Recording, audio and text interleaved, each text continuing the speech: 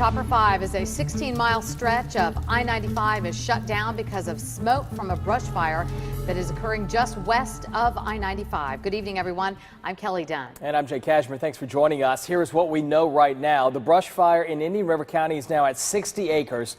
It is 75% contained. A red flag warning is in place, which means favorable fire conditions. News Channel 5's Jon Shainman has been covering this fire all afternoon. He is live from the scene with the latest. John? Jay and Kelly, we're here in southern Indian River County, and this is what is going to create headaches for thousands on the Treasure Coast this afternoon. A 60-acre brush fire that, as we speak, is 75% contained.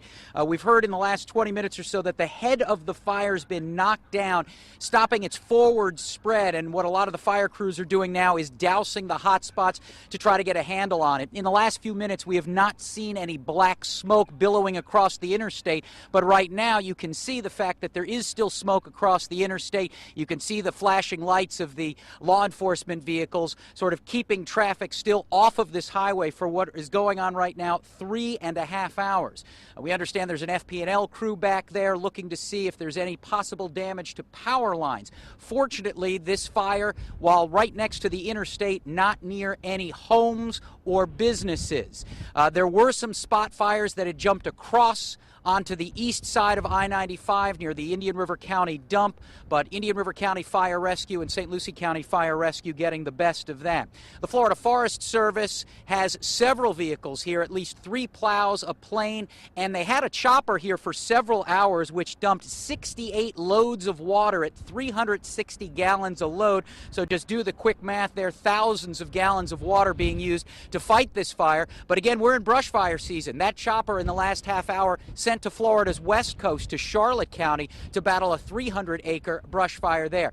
Again, in the last 20 minutes, we've seen some improvement. We can actually see the emergency lights flashing from what we believe are law enforcement vehicles in the distance. Traffic still closed, though, between Indrio Road, exit 138, and State Road 60, exit 147. Well, this is my angle from the Oslo Road overpass looking south on the fire. I want to send things up to my colleague Dan Krauth, who's high above the scene in Chopper 5 with what he sees. Dan. Yeah, John, I'm watching right now as dozens of fire crews are dousing this wildfire with water from the ground, but as you had mentioned, it's no longer happening from the air. We watched as the chopper with the Florida Forest Service took off here just a few minutes ago. That chopper had dumped 68 loads of water onto this wildfire. It's now heading over to the west side of the state. We're keeping an eye right now on one bigger hotspot. A lot of smoke right now coming from the west side of 95. On an earlier hotspot had popped up on the east side of 95. We saw a lot of flames about an hour ago, but fire crews right away got to it by the ground, doused it with water, and it is no longer smoking. There's also a small fire brewing right now out west. I see smoke coming, but it was billowing quite a lot of smoke a short time ago, and that has went down a lot over the past few minutes. The winds, it's pretty choppy out here. Winds right now are gusting at 23 to 31 miles per hour.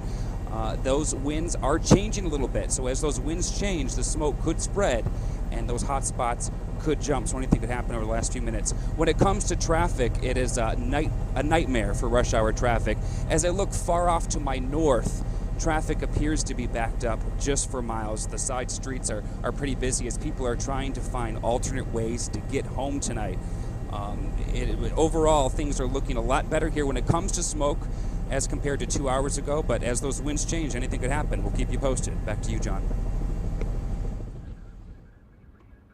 And Dan, I don't know if you're feeling the buffeting winds up there in Chopper 5. We're certainly feeling them here on the ground, and that's sort of one reason why this fire has become so stubborn and why the road's been closed for so long. Again, the fire initiated on the west side of the interstate, winds blowing out of the west, taking it right across all 4 lanes of traffic, and that has not allowed them to reopen the road at this point. Again, 3.5 hours I-95 has been shut down, and that's created, again, a lot of traffic problems throughout a lot of the Treasure Coast. We've been hearing on the scanners in the last few moments an accident on Indrio Road, which is one of the exits there, and US 1. So traffic, everybody's being advised to sort of take it easy and understand that it might take you a little bit longer to get where you need to go because of the 60-acre brush fire that right now fire crews say they have 75% contained. We're live in Indian River County. Jon Shainman, WPTV, News Channel 5. Kelly, back to you.